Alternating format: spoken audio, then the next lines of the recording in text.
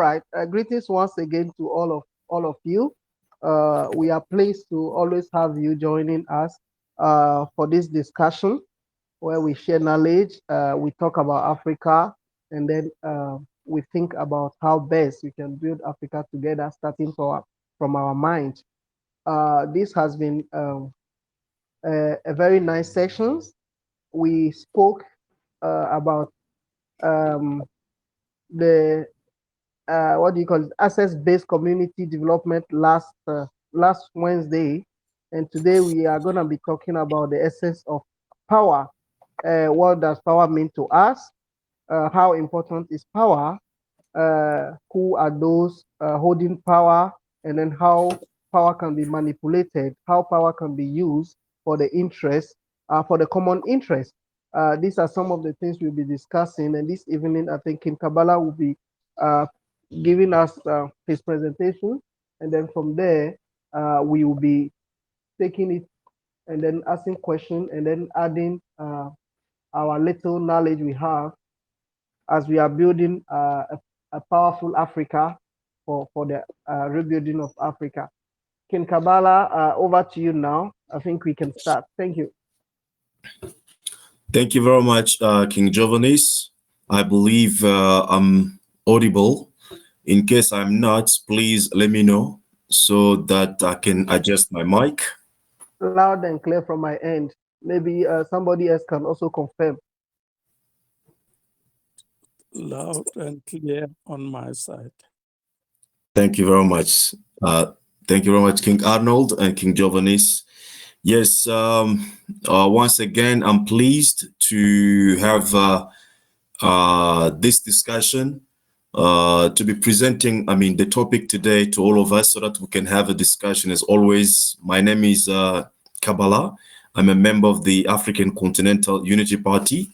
I'm dealing with the communication, and I'm also a member of the Free-Minded Pan-African Academy.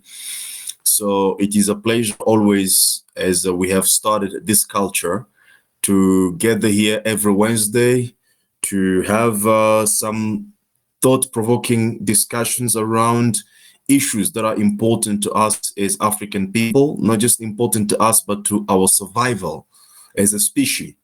So today we eventually are talking about power, which is very important because the power is the essence of life and the essence of existence. You see, without the power, you won't be able to hear my voice right now. The reason why you are able to hear me is because you've got some power in your device, whether it's a cell phone or laptop, so that I can speak and then you can hear what I'm saying. And without the power, I won't be able to even stand up and communicate to you. So when you think about it, power is actually at the center of human existence, but not just human, at the center of every life in the world. It's sustained by power. It needs some power for that life to be in existence. And if I can borrow my definition of power from physics, it simply means the ability to do the work. You know, when you have the power, the only time that we see that the power is somewhere is when we see the work being done by that power. Is when we see something being done, then we realize that there's a power here, right? As something's being done across the time. So that's what we are talking about now.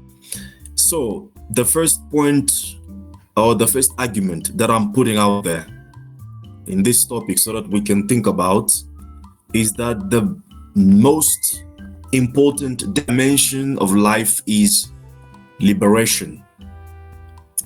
The first dimension of life is liberation. And one cannot be able to enjoy liberation without having power by himself or herself. So in other words, I'm trying to say that for you to be able to be totally liberated or even to be free, because there's a difference between freedom and liberation. So that's why I said the highest dimension of life is liberation. For you to enjoy your liberation, you got to have the power. So in other words, freedom and liberation simply mean power. Even though freedom and liberation, they don't mean the same thing. But for you to be free, you need to have some power to exercise your freedom.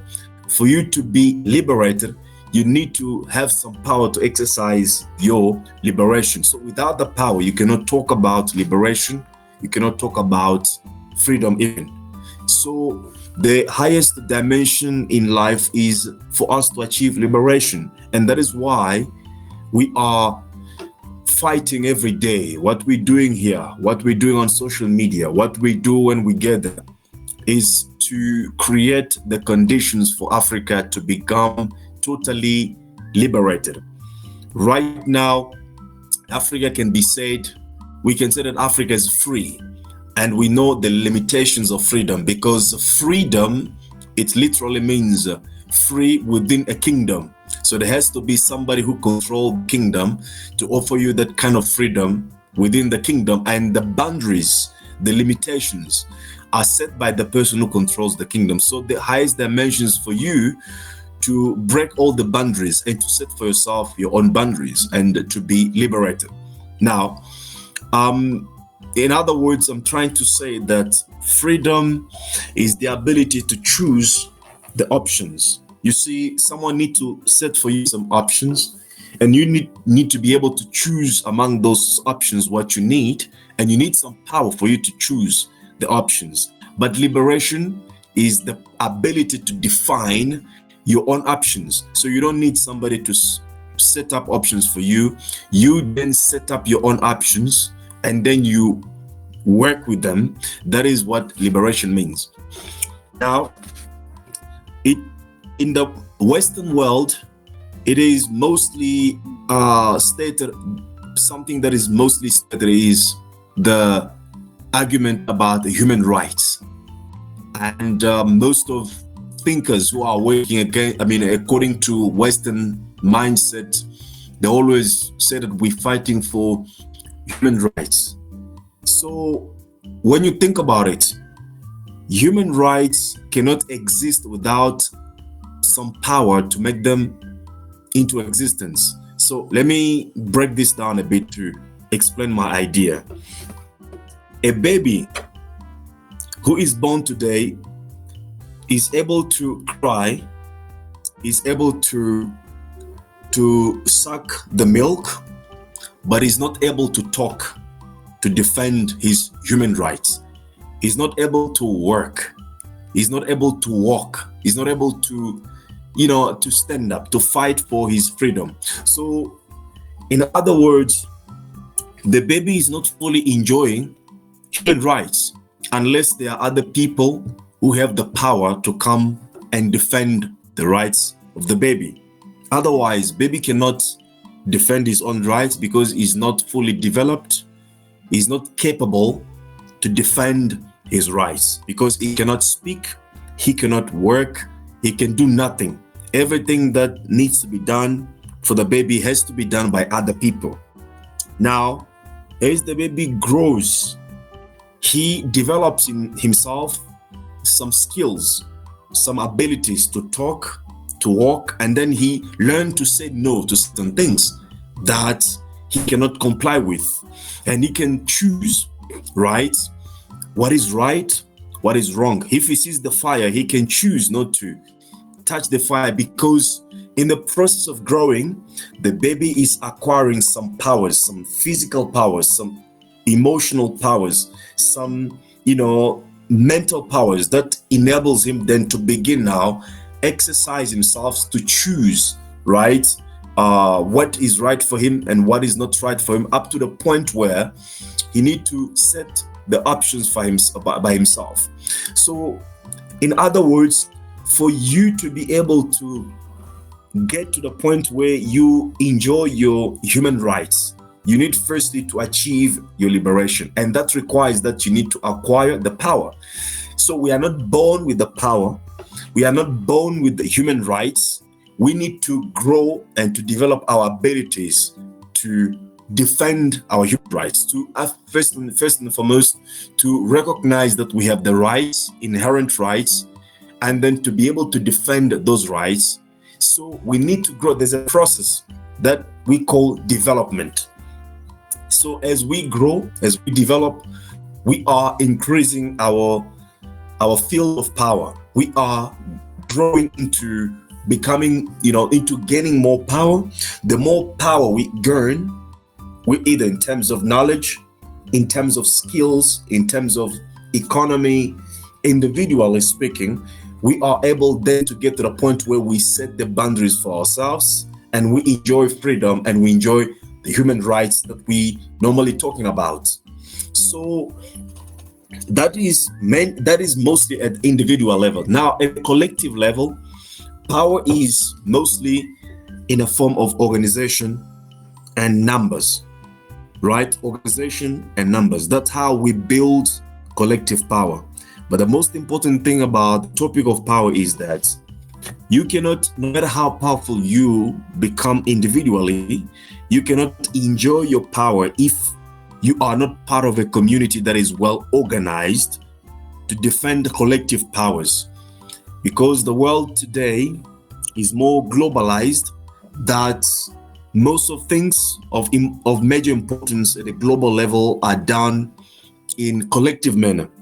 So collective power is more important today. That's even reason why we talk about NATO, we talk about BRICS, we talk about G7, we're talking about G18, all these G20s, you name it. All these are efforts developed by people who recognize that there is a power in organization and in number.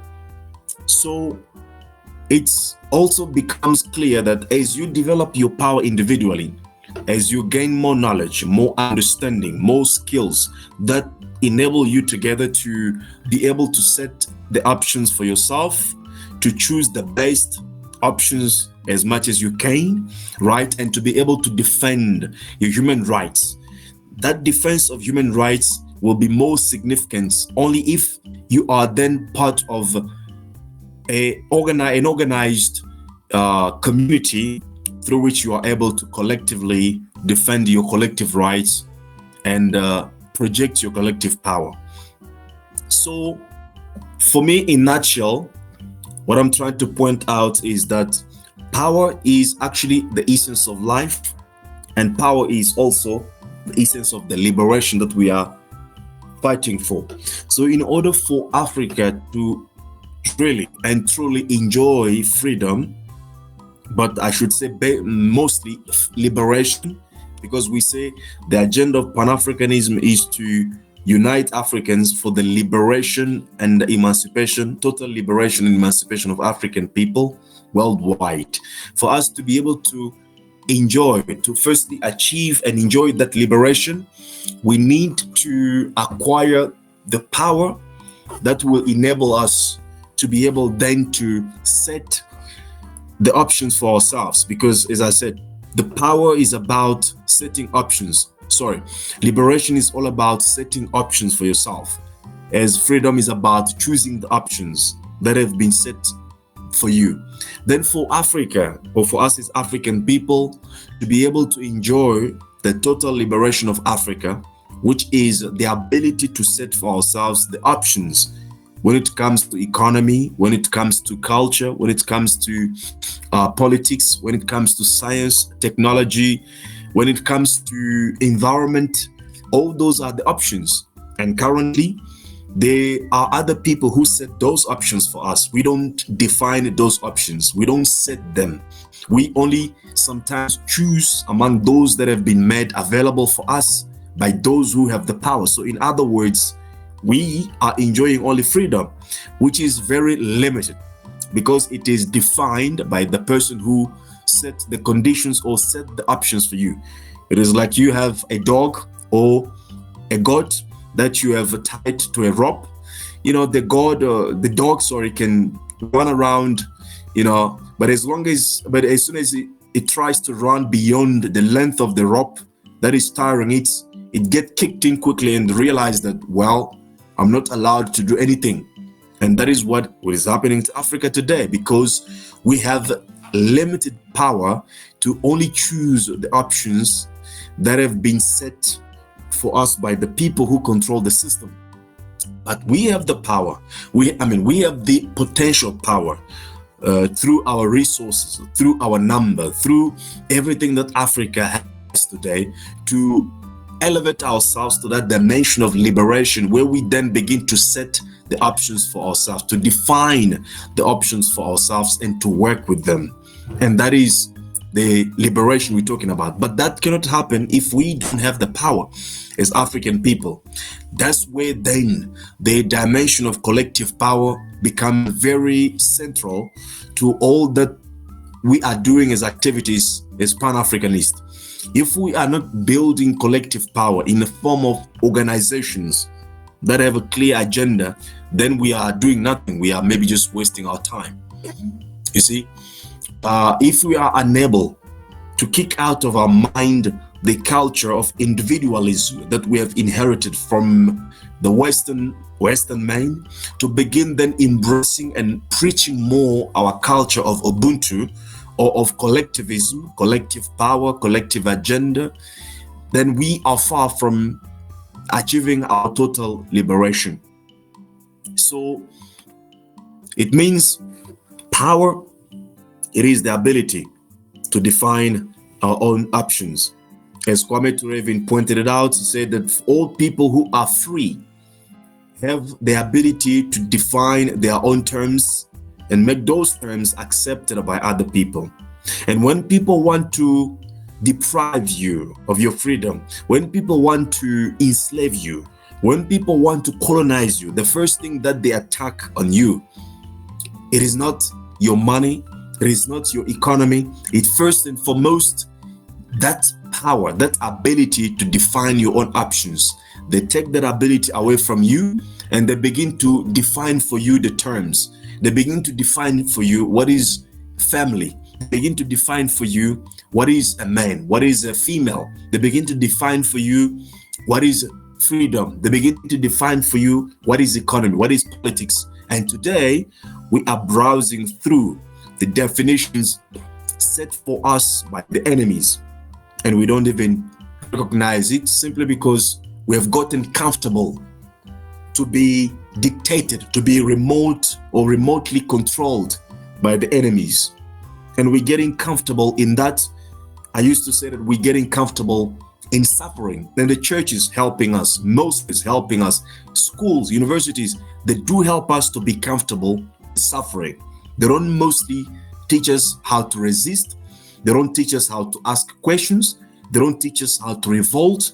They only teach us how to be peaceful while we are suffering. And this is a sign of weak people. But what we want is power, because with power, you are able to define your own future and to define the future of our children. And that power needs to be built in a collective manner through organized organizations or institutions. We want to have the banks owned by organized people. We want to have cooperatives controlled by organized people. We want to have corporates controlled and owned by organized people. We want to have universities owned by organized people. If we are unable to do it, we may just have to forget about the future and everything that we think about in terms of Africa. So power is at the center of everything, and power always comes in a full package. Power does not come in half package. Power comes in full package. It means when we talk about power, we see all its dimensions. Globally speaking, we see political power, economic power, military power, scientific power, industrial power. We see all those dimensions. In all the 9 areas of people activities. We're talking about education, entertainment, economy, labor, law, religion, sex, war, and politics. All those 9 areas of people's activity. We need to develop our collective powers in those areas, because power today comes in full packages, I say. And power is in the way that the Western man has manifested it, is not really what sometimes we think about in Africa. Power is violent, power is brutal, power is complete. When we say the United States of Africa, of America rather, is powerful today, it's not because they are most intelligent. Maybe they are, but they are not the most intelligent. They are not the most God-fearing people. You know, some of them maybe they are not the most scientific people. Nope. The only thing that makes them power is because they have the highest dimension of violence. They can inflict violence on other people and destroy them. That's what they have done throughout the history. That's how they manifest their power. So it's up to us as African people to define our own context of power. How do we exercise our power? Because I said power is that ability to define your own terms and to make them accepted by other people. So let me stop here to give a room for our engagement and interactions. But I think I've touched on the most points when it comes to power. The first thing I've mentioned is that power is the essence of life, is what enables us to do whatever that we need to do in life every day. The reason why today Africa is at 60% of arable land in the world, but we dying hungry, is because we don't have the power to use and utilize our land. The reason why the African child is being forced to cross the Mediterranean water to join the paradise in Spain and Italy, which in most cases get transformed into nightmare, is because Africa lacks the power to look after her children. The reason why an African person in the world today does not have dignity. Even Barack Obama, as the president of the United States, was treated as a monkey, and his wife, they were all, treated in that way on internet, simply because as a black people, Africa does not have the power to back them up and to make them respected people in the world. On the other hand, when an American citizen presents himself in China, in Korea, in India, in Russia, in Africa, he's respected. He's taken with dignity, and nobody can not just treat him in a way that they treat black people, right? So wherever those people present themselves, by the look, they have respect. For you to have respect, people need to check your credentials. People need to discover that you are a doctor, you are an engineer, so that they can give you some kind of esteem. But just from the outlook already, you have lost it, right? Simply because Africa is powerless. So we need the power to give essence or to give a meaning to our life, to our existence in this world as African people. So power is at the center of everything, and that power means nothing else but the liberation from all the limitations that have been imposed on us as African people. And we are not born with that power. We need to build that power through hard work. That's why I said about the babies. Babies cannot defend themselves because they can't speak, because they don't have the power to speak, to think, and to act. It's other people who need to defend the rights of the babies. If these people who are defending the rights of the babies decide to compromise the babies, they can do, because they have the power over the babies, and the baby depends on these people, the parents or the community, who must defend their rights. So it means we are not born with human rights. We are not born, even though the Declaration of Universal Declaration of Human Rights says that we are born equal and we are born with the human rights. It doesn't just make sense. You can't explain that to babies. You can't explain that to people who are blind, who cannot walk by themselves. You can't explain that to people who don't have the knowledge of anything. Maybe I'm wrong, but I'm putting it here so that we can exchange and then eventually build each other in terms of all that we have known or what we conceive in terms of this topic of power. So for me, I believe power needs to be built. Power is not given, it's not born with. One needs to work to acquire the power by working hard, by learning what he does not know, or by learning the skills that can help him to then be the master of his own life. Otherwise, it's other people who are supposed to rule over you. So is the same as us African people. We need to build our power base through organization. That's how we do it collectively. Individually, we need to do it through hard work, learning more, asking questions, and mostly be part of an organization. Thank you very much for your time, and I render the mic to the moderator for the further discussion on this topic. Peace and love, freedom and digitalization to all African people, those here at home, those abroad, and those in the future. Thank you so much, King Kabala, for such a wonderful presentation. I hope I can be heard. It's always difficult when you take it up from such a brilliant presentation. But yes, I think we have all listened to you attentively, and then we know one major thing you said is that power is the essence of life, meaning power is what actually put life into every single thing we do, from the child growing up, from the gadget we use, and from the machines we use. Power is essential, and therefore, how do we handle power? Another thing that you have touched on, and I think it is crucial and very important that we look into, has to do with our institutions. Most of our institutions nowadays have made power kind of a topic not to even talk about. In fact, they have made the people docile, very docile to the oppressing system, and therefore those institutions need to be looked into. In fact, that is why we are here as Free-Minded Academy, as an educational institution as well, to put new air, to open people's eyes into certain reality, because being docile to a system that brutalizes you, that exploits you, is not the best. But unfortunately, that's where we have come. So I am going to open the discussion now. As King Kabala has ended his presentation, we can take it from there. If we have any suggestion, any contribution, or any question, or any adapt to whatever we have discussed so far, the floor is open. Just unmute your microphone, and then you can come in.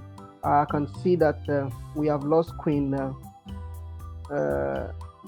PC, but King Ken, our chairman, is here, and then King Arnold. King Arnold always have a great input to whenever he speaks. King Arnold, we would like to hear from you, and then we can take it from here. Thank you. Thank you for the presentation, and thanks for such a wonderful opportunity. I hope I'm audible. Can you? Thank you. The subject is so interesting, because whenever I think about it, I always be mindful of the following, that we always think, we as adults, we always think or discuss matters related to us, and yet we forget that there are offspring that are coming with the trauma that they are facing. Tomorrow they're going to be adults. So the topic today is so interesting that I think if we've got time just to make this this topic to be taken specially to schools, because there was a research that was done. On the research, they said when they look at animals, most animals, when the tummy is full, they relax. Lion will sleep on its back, the springbok will pass, and so forth. But on human beings, it becomes a different story. When the tummy is full, he's thinking, how can I be feared? How can I be be seen that I'm powerful, that I've got money, I've got everything. Then that's when now the same power or that ability that makes him to feed the stomach, it goes into the head. And if you can even look in our politician, it's all about power. They want to be feared, surround themselves with the military, policemen, and police force and everything. And this is a very, very, very important topic. I so wish that the way it was presented, it should be taken to our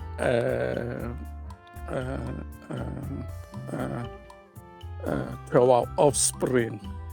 Firstly, if you can look basically in our education, I was looking at it. Let's say from grade 1, grade 2, grade 3. I'm not sure on other countries whether they're using the same grade, but I think should be more or less the same. Each parent, you get so happy when your child is position 1, let's say in a class of 30. And then by so doing, immediately that child, let's say next year, the following year, he comes to position 10. You feel so angry, because of the TV, of this and that and that and that. By so doing, we are not building together that unity on children, but we start now putting that my child is better than other ones and so forth. Then competition starts from there onwards. And tomorrow we wonder why there's not much cooperation or unity in our children, because if we take note, this is what our education does to us.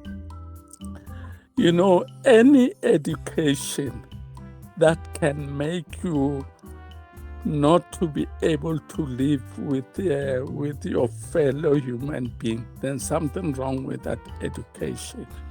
Education should make you that you must have a relationship with your fellow human being.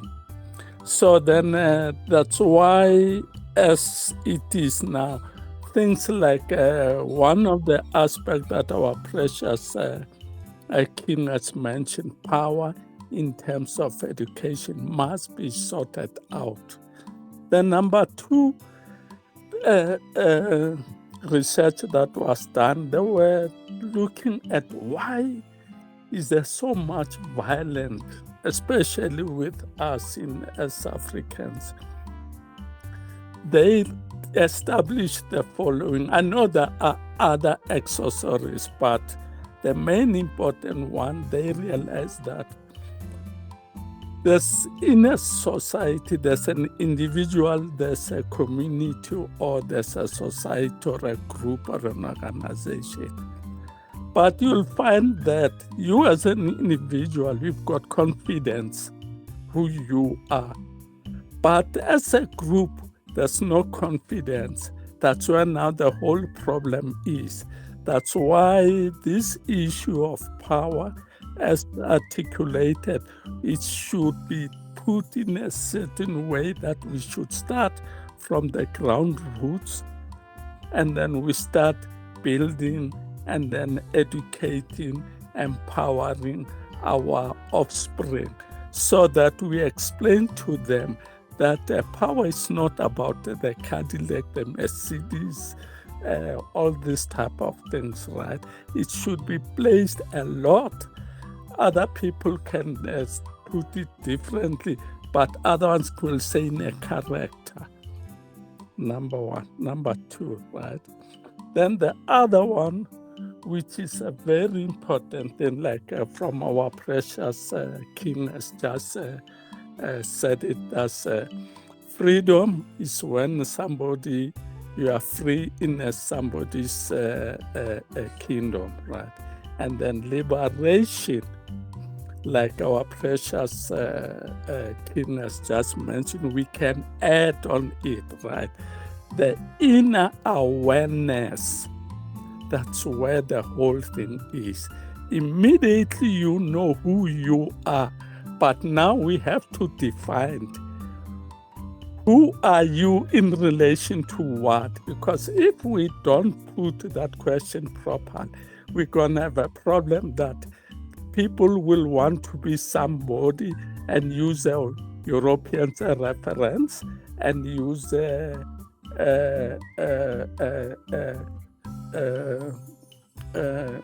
let's say human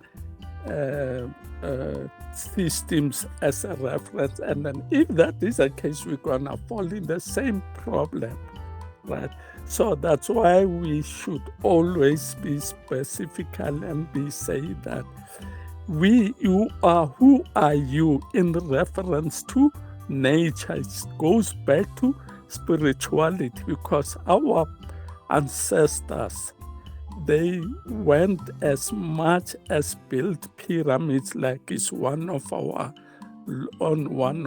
logos, right? They did wonders. They had endurance. They had visions. They knew who they are, even if they were slaved, and they did all those things because they had that spiritual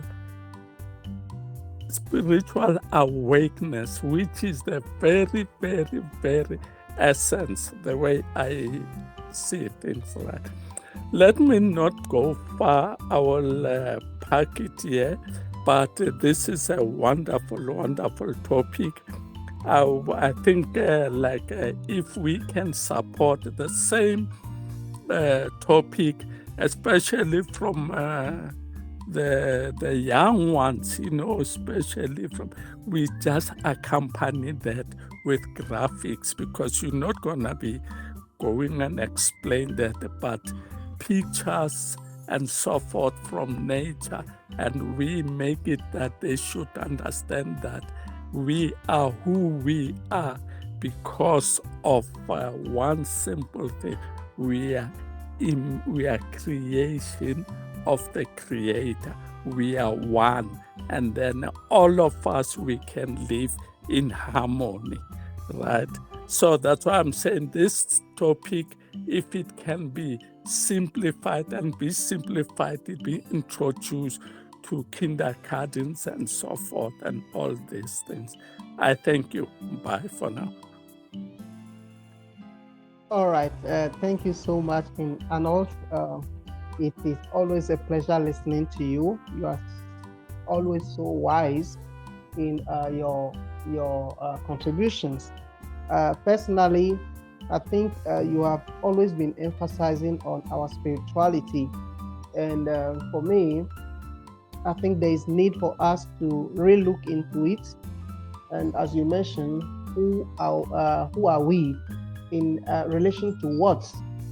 Are we gonna use the criteria or the characteristic being used out there to define ourselves, or are we gonna set our own characteristic or criteria in terms of who we are, and then do what we have to do? Maybe going forward, we'll consider you coming to give us a presentation about spirituality, as you have always been emphasizing on that. So maybe I'll chat you privately, and then we can see what we can develop together. The other things you mentioned about this particular topic is how best we can make it easy, and then vulgarize it, make it kind of open and easy to children, and then go into various educational institutions, and then let people know what we have discussed. Personally, I think it's a laudable idea, and then I'm gonna talk with the Free-Minded Academic team to see how best we can do that, put images on it, if there is need for us to create graphics, and then make it easy for understanding. That's a great idea from you. Thank you so much once again. The floor is still open. I think Queen Kissy is back again. Queen Kissy, we have missed you. Welcome back. Chairman, it's been a while you've been with us. Are you in position to come in? We would like to hear your voice. Thank you. Yeah, peace and blessings to all of you. I've always been on the Wednesday program anyway, so yeah, this essence of power is critical. I was looking at two parameters. I was looking at South Africa dwindling and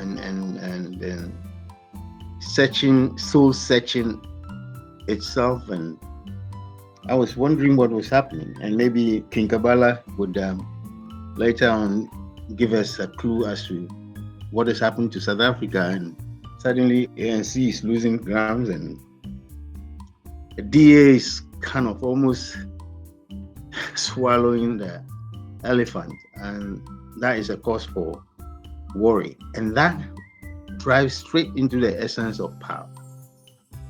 Now, our so-called collaborators, who are actually our enemies, have planned long before now how we African use our power and how we should use it, and they dictate it through the colonialism and the neo-colonialism apparatus. And so that is where they've taken our name away from us, our religion, and that is what King Arnold said quite rightly. Spirituality, we've lost it. And they even took our language from us. So now we are talking in slave language to be able to understand each other. But the fact of the matter is, we using power to change the narrative is contingent on we knowing who we are, like King Arnold has just said, who we are. Slavery is not the only chapter in our story. And he quite rightly also said we are the direct descendant of the Creator. We have a reason to be here. We are here to put order in the universe. We've lived with animals, but we were able to tame them and live with them. So we are able to tame culture, nature. We have all that power. But the usage of all that power has been dwindled and cut off and dissipated when 1884-85 happened. So now we can even fight amongst ourselves as countries. We call ourselves countries, and we have this imaginary borders, and we are fighting. Nigeria is fighting Ghana, Kenya is fighting Uganda, and it's mind-boggling. But that is the standard protocol that the invaders created and shaped into our mindset. And we've swallowed it line, hook, and sinker, and sing along the lines of, I'm a proud Kenyan, I'm a proud Ghanaian, I'm a proud Nigerian, I'm a proud South African. In the meantime, as I said, South Africa, the people who are marginalizing you, the majority, I think, is it 7% or so? But they have 80 to 90% of the land that belongs to you. But then we fight amongst ourselves to uphold that. And they laugh at this. And we continue to do that. And then they use a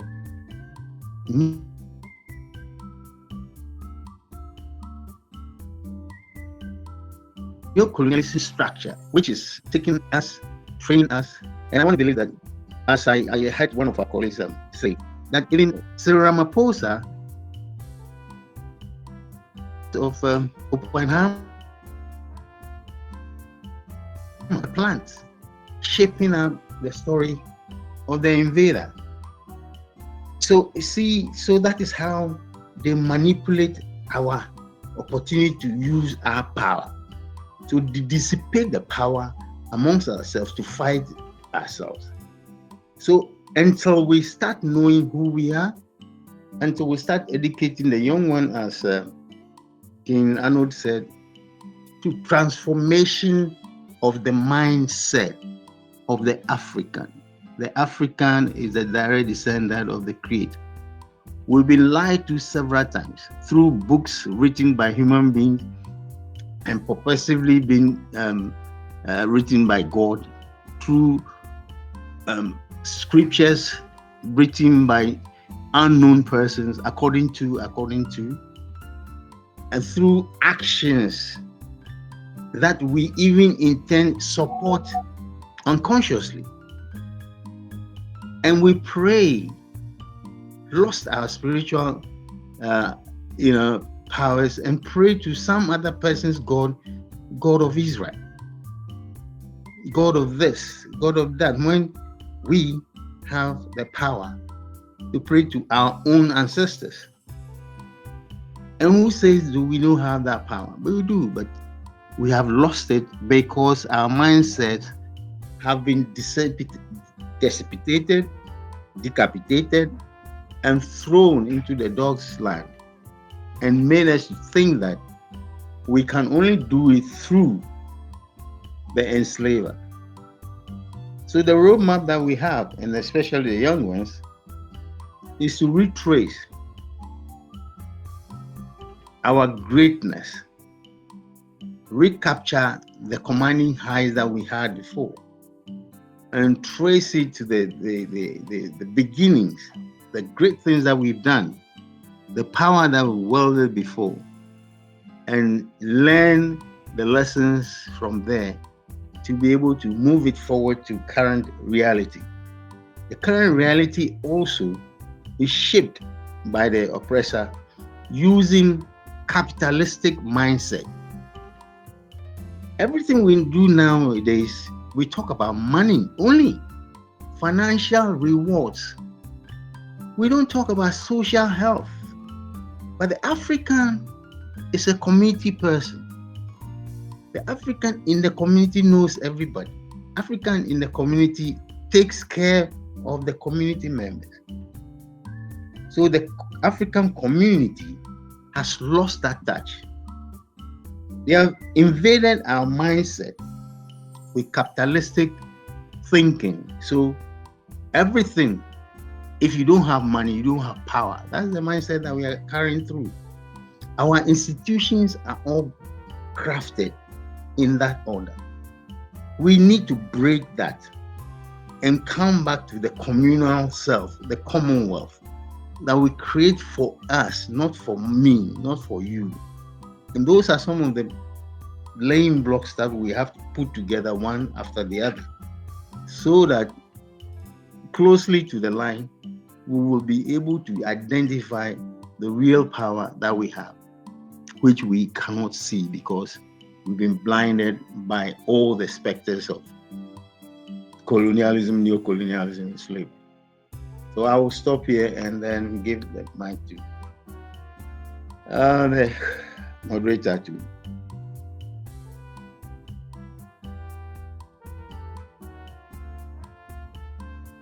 Thank you so much, Chairman, for your inputs. It seems like we are all following the same roadmap, focusing on the younger generation, looking into our spirituality, our educational system, our social, and then all the different aspects of our life. Thank you so much. I will carry this away from you this evening, that there is need for us to really look into the system, and especially the reward system that has been put in place that make us focus mainly on money. That's capitalism, actually. Thank you so much again. The floor is still open for more contribution. If you have anything to add up, kindly come in before we hand the mic over back to King Kabala. So the floor is open. Thank you.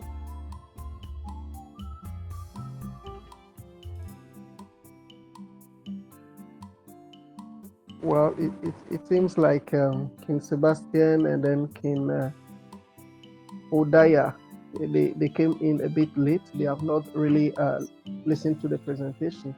But then, Queen Kisi, if you are still with us, do you have anything to put on the table before we hand the mic back over to King Kabala? We would like to hear from you. Thank you.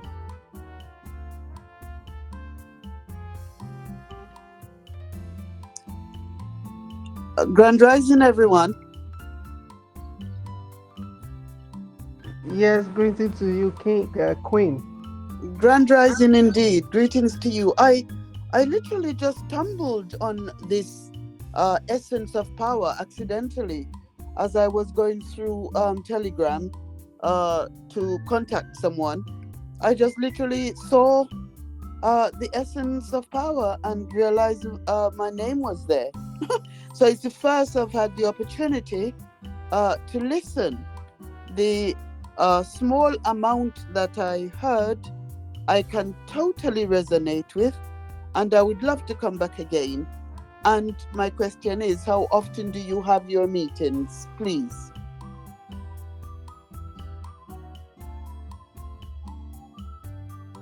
Well, thank you so much, Queen.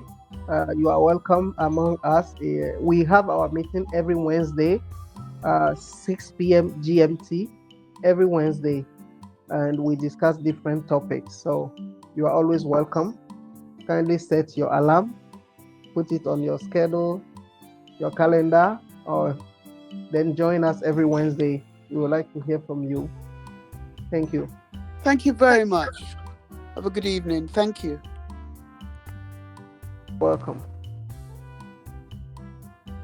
Queen Kisi, it seems like you are not in position to talk. All right. So, King Kabala, in absence of more contribution, I think I'm going to hand over the mic to you to put together all the other contribution, and then we can conclude. Thank you so much, King Kabala. Over to you.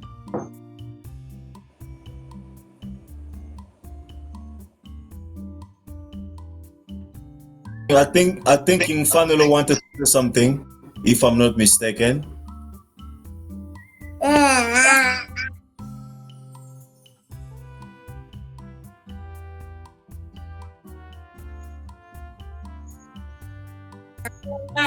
King Fanelo, do you want to say something? I saw your mic was on.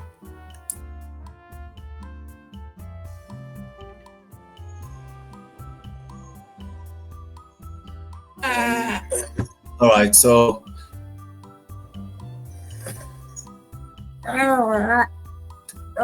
sorry, I've got the small prince here. He's also trying to participate to the conversation. I think he's hearing the voices. So thank you very much,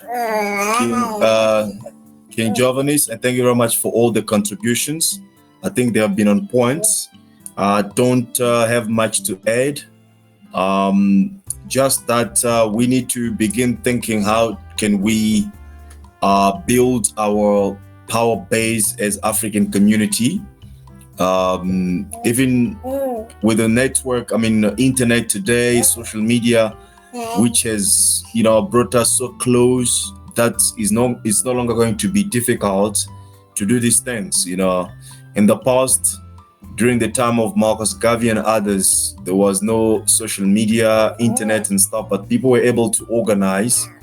So I think we need to revive that mentality in ourselves to then really consolidate some of the organizations that we have already, to make them even stronger by our active involvement and also contribution in anyhow, so that the organizations can keep on moving forward. And that is how we are able to build our power structure, because as we mentioned it, power is about building collective institutions.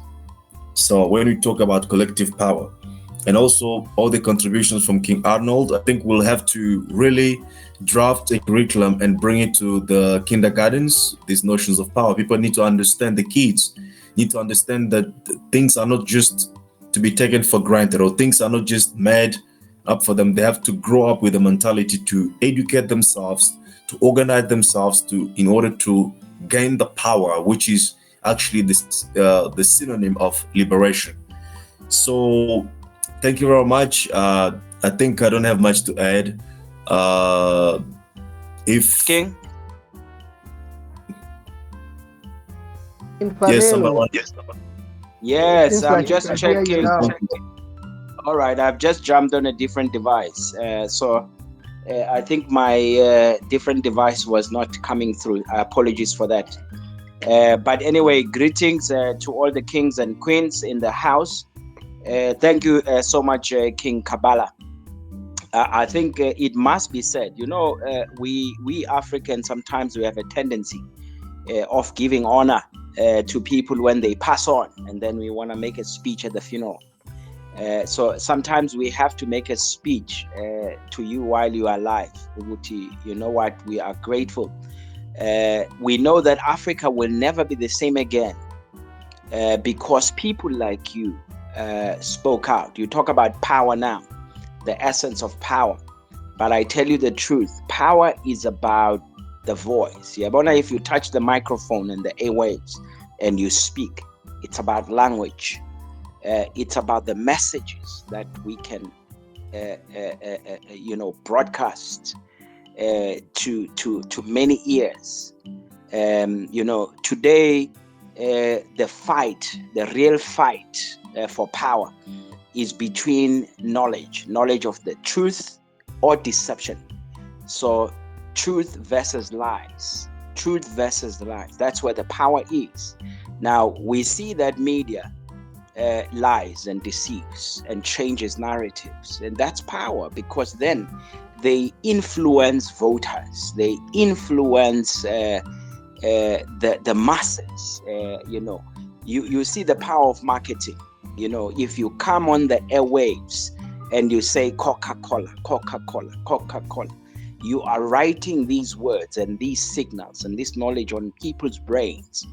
So that means the person who is writing, who's broadcasting the loudest, has power to influence and write stories and narratives in many brains. We see it with Hollywood, isn't it? That part of the strategy of the Western supremacy or white supremacy is actually based in destroying libraries and libraries of African knowledge, and then repositioning it and whitewashing it and putting their own characters in it.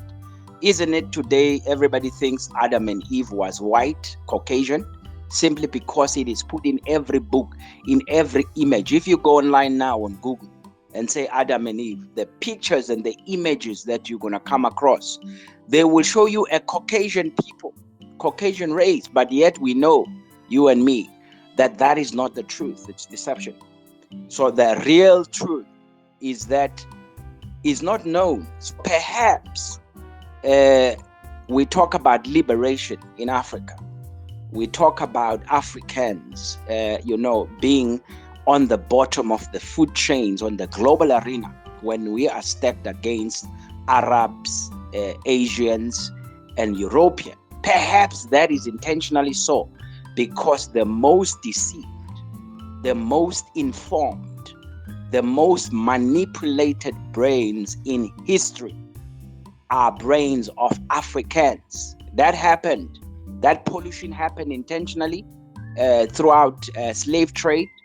It also happened intentionally throughout colonial era. Now it's happening with neo-colonialism. It's still deception.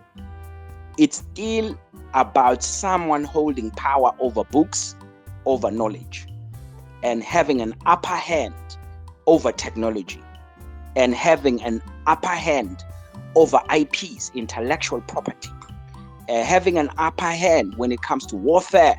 Isn't it that these things are kept secret?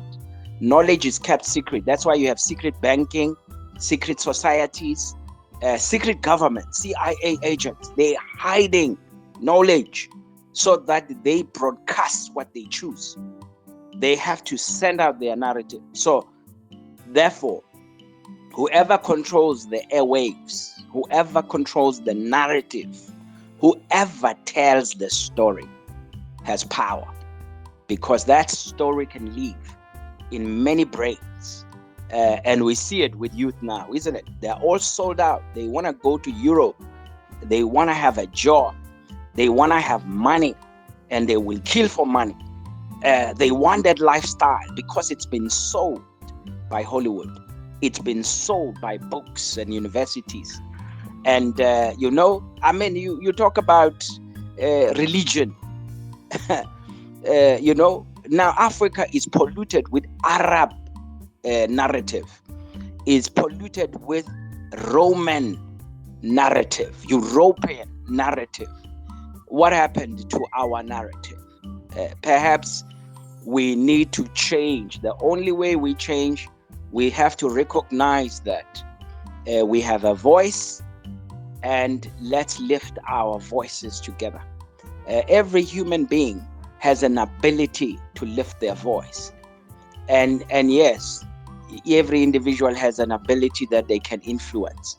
Even King Kabbalah alone here can speak to thousands and speak to thousands now in this generation and future generation. I mean, Kwame Nkrumah is still speaking to us today with his books, with his ideologies, with every recorded speech.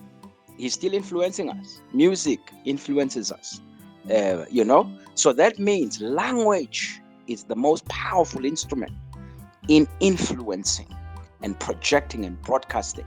So that means as Africa, we're no longer in cages. We don't have any barriers or hard prisons that we're in. We don't even have chains around our necks and chains on our ankles like our ancestors was. But we have chains in our brain because we are full of lies and deception in our brain. It's cluttered. The only people who don't know who they are is Africans. Everybody else is okay with being Jews. Everybody else is okay with being Arab and Muslims. And everybody else is okay with being Chinese or Asian, and Japanese. They stick to their culture, their narrative, their language, their food, their everything. The only people who have been dispossessed, who do not even speak their language, is Africans. So perhaps it's in the language. Perhaps it's, in identity that we find our strength. We find our power when we are convinced who we are and we project that in our language. And I think that will be my contribution. Thank you so much to all the contributions I've heard. They are powerful. And thank you, King Kabbalah. We are proud of all of these voices that we know that Ghana will not be the same because we have King Kofi there and King Arnold and all the chairmen there. We know that DRC Congo will not be the same because we have King Kabbalah. We know that South Africa, yes, they may be confused right now simply because the pollution of the open hammers, paying and bribing governments and ANC. That is what we are seeing. But the decline of ANC, you should rejoice because it shows that majority of South Africans are awakening to the fact that this train is not going to our liberation. It's not going to bring our economy. Because what is it that you see when ANC break apart? It first broke apart with the UDM, General Olomisa. Olomisa's first stake when he went out in 96 or 7, he said, I cannot stand for corruption. I cannot have Sol Kazna bribing all the parliamentarians, paying them. And they chased him out for that, for speaking out. And the second person who went out is Malema. Says, this is not what we signed out for. We want our economy, not for vote, Now MK is signed out. He says, no, this is not the ANC we fought for. We want our land. So that means ANC is not listening, but is listening to a white supremacist voice who pays their bill. Cyril is one of those. And yes, so ANC is falling because he's not listening. If it were listening, it would recognize that, hey, hang on, EFF, these are my sons and daughters. MK, this is part of me. Now ANC is in opposition with itself. I mean, when MK becomes an official opposition, it means ANC is in opposition with itself, because both MK, EFF, and ANC, actually, they are one organization. And now the white people are smiling and they're taking the power vacuum, because while we have an outright majority just between EFF, MK, and ANC, then we left it because we are fighting among ourselves instead of collaborating and uniting. So perhaps the pollution in the political arena, you can see it's influenced by still the Western supremacy, white supremacy. Someone is pushing the narrative with media, with the propaganda machine. And therefore, the day we own media, the day we write our own stories, we write our own books, our own histories, we teach our own narrative, that's when we have power. I will park it at that. Thank you, kings and queens.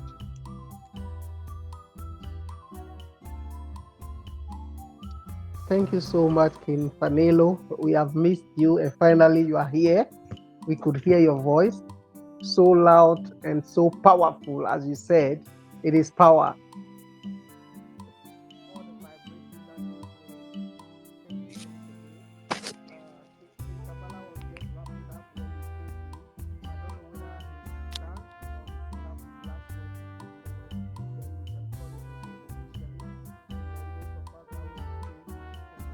Unofficial conversation can stay. So, King Kabbalah, I want to hear your last word if you are still in position, or you can give us the floor. Then we can officially close. Thank you.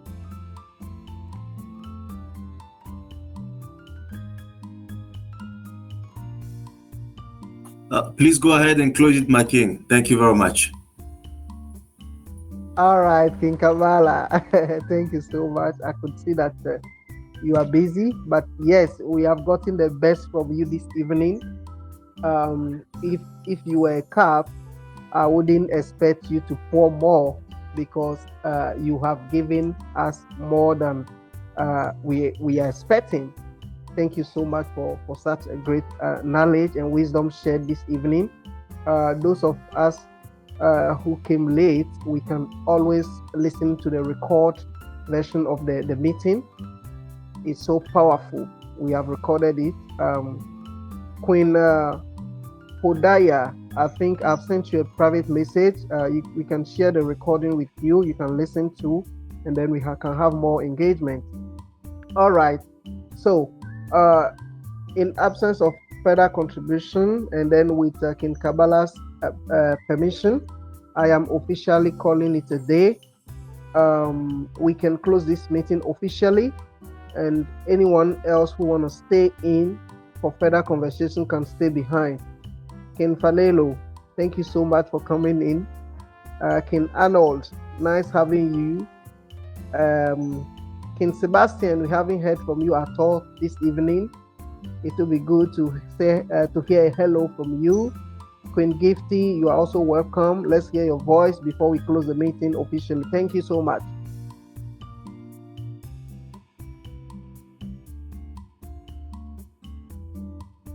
Hello, kings and queens.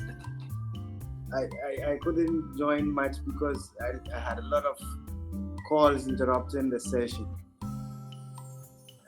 But just as comrades been saying, we still have unemployment and economic issues still going on. We are still not financially independent after so many years. So the problems are still like that. We need to choose a way for the future and fight towards it and make sure it happens. Forward the struggle, comrades. Thank you so much, King. King Sebastian, nice hearing from you. Queen Hodaya, say hello before we close. Yes, indeed. I'm not going to say hello, because hell is a low place. I'm going to say grand rising, okay, or greetings to you. It's been very interesting. As I said earlier, I stumbled literally across this essence of power. I had no idea of its existence. And there are certain things that I would be really happy to follow up on. In fact, I was in South Africa to see, I will give him credit and say His Excellency Jacob Zuma last November, December, and I would love to share with you what transpired. So yes, it's been a pleasure. And in fact, this probably was not an accident that I stumbled across, the name. And so there was a meeting going on and I decided to be nosy and drop by. So thanks very much. It sounds very interesting. And lastly, can I just ask, is this a Pan-African organization? All right. Thank you so much, in Hodaya. Yes, this is the Free-Minded Academy. The Free-Minded Pan-African Academy is an educational organization registered in most of our African countries, especially Ghana, South Africa, Nigeria, Sierra Leone. We are into making sure that we build new African leaders into in business and politics, and through education, African-centered education. And for that matter, we'll be having our sessions, we'll be having our interaction on different topics every week. And we are part of a bigger agenda, which is called the ACUP, the African Continental Unity Party, which is a global movement and aiming to rebuild Africa as a global power base.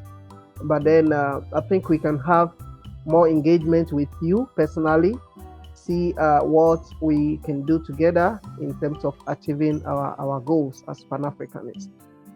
Thank you. I don't know whether I'm able to answer your question. Very much. Very well indeed. Thank you. Thank you. I look forward. Okay. All right. Thank you so much. And Adam, you came in late when we are wrapping it up. Thank you for joining us anyway. We hope next week you are going to be joining us early and then also participate in the conversation. In Arnold, I will be pleased to hear from you one last time and to say goodbye to our next meeting. I'll give you that honor. Okay. Let me just say the following. The enemy comes up with another strategy now. And that strategy is that whenever you hear or read about African countries, they will always say corruption, corruption, corruption, corruption.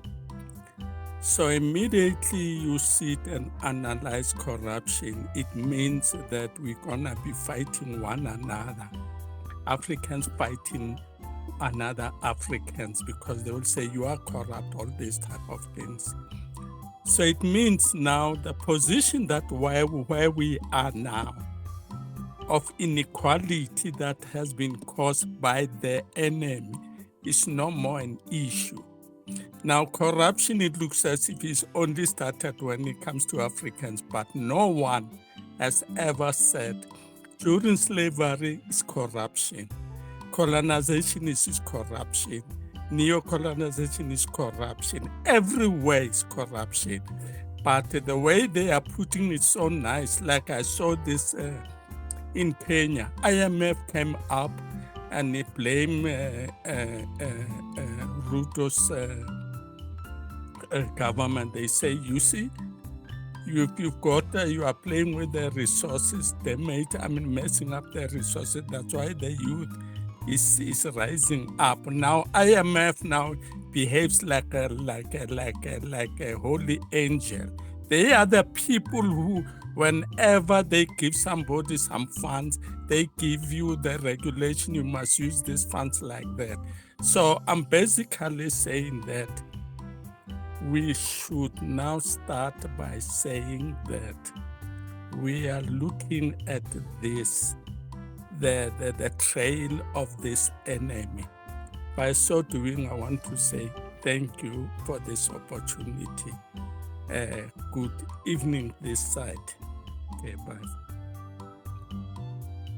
Right, freedom and decolonization to all of you. Peace and power.